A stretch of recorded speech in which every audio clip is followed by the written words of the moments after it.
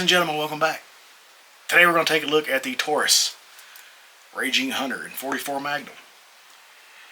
Now 44 Magnum is one of my favorite calibers, that and 44 Special, just because you have so much variation in how I can reload for it. I can take 44 Magnum and load it up nice and hot, put it in my Henry Model X. I can get 2,000 foot-pounds of muzzle energy out of it, which is pretty good for a pistol round. Or we could take 44 Special and load it lightly with some cast bullets, and we get like 200 foot-pounds of muzzle energy just for plinking and shooting steel with, and it's very pleasant to shoot. You shoot 44 Special out of this, and it's like shooting a 22. Like literally, there's no recoil.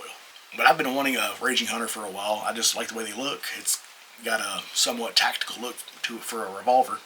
It's got a small rail on the front, and I put a Romeo 5 red dot on there, and it's actually I can't speak today. It's pretty nice to shoot. Now, I almost hated this gun when I first got it. I was excited, took it out to shoot it, and the first day we went to shoot it, I think I only put like 40 rounds or so through it because the trigger was absolute garbage. The single action pull on this was over 8 pounds. It maxed my gauge out. So, I mean, it was extremely heavy. You had to really work hard to keep it on target just to make a shot. Yeah, we took it out, hated the trigger. It was awful. It was not a good trigger at all. It was very hard to shoot.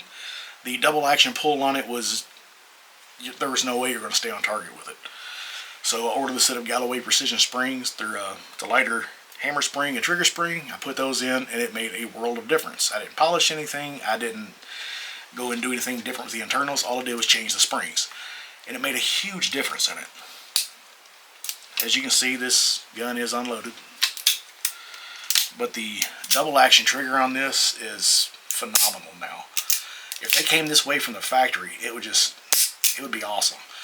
I don't like dry firing this a whole lot, but the pull on this is a little under 5 pounds consistently now, as opposed to being over 8 pounds and maxing my gauge out the way it was before. Now, these Raging Hunters are made for the larger, heavier bullets, and this one, to help compensate for those larger, heavier bullets, has a compensator built into the front.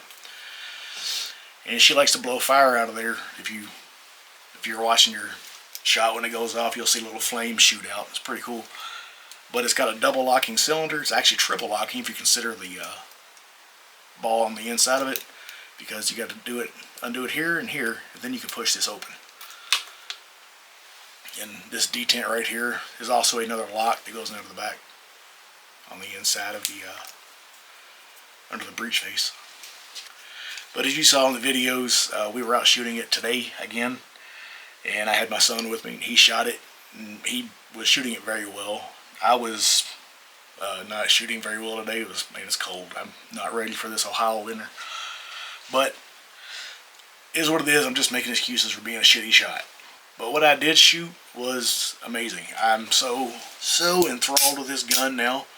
Like, it's definitely so fun to shoot. I'm sitting there dry firing it. I need to get snap caps for this. Like I said, I showed you guys the shooting portion of it.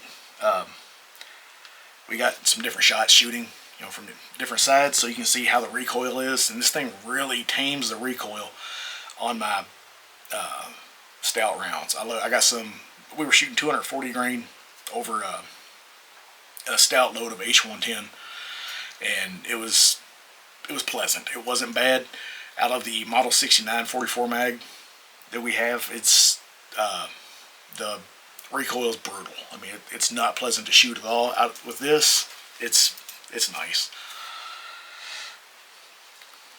But now we've probably got 150 or 200 rounds through this. We shot it quite a bit today, and I can definitely, if it holds up as good as it's shooting now for a long time to come, this is a really, really good buy. These come in under $900, which is cheaper than a comparable Smith & Wesson, which some people say the Smith & Wessons are better. I've had more issues out of Smith & Wessons than I have had out of Taurus. I've got several Taurus revolvers. They've all been rock solid. But that's just my personal opinion. Take that with a grain of salt. But from the factory, it's got blacked out sights. They're black on black. It's got an adjustable front and rear sight. The rear sight is adjustable for elevation and windage. It's got really nice grips that help tame the recoil. It's got this soft pad on the back. I know some of the Raging Hunters, they had the orange stripe on the back, and a lot of people like that. Personally, I really like just being black on black. It just got a nice look to it, especially with a red dot. But another advantage this has over the Model 69 that I had is 6-shot as opposed to a 5-shot. And on that note, speed loaders for a Model 29 work really good on this. You just drop it in and they go in perfectly. So any speed loader for a Model 29 Smith & Wesson that I just threw on the ground, they work really, really well in the Taurus Raging Hunter. But I'm going to keep it short and sweet. Like I say, this is a really good budget revolver. I would definitely recommend this. If you're on the fence about buying one of these, just go ahead and if yours is as good as this, after you change your springs, like I'm saying, you probably will need to change your recoil springs unless you go put like 100 rounds through this. And I promise you, you'll have abs on your finger. But if you got any questions about it that I can answer, drop them in the comments and I'll try to answer them best I can. And as always, thanks for watching, stay safe, and let's take back our Second Amendment.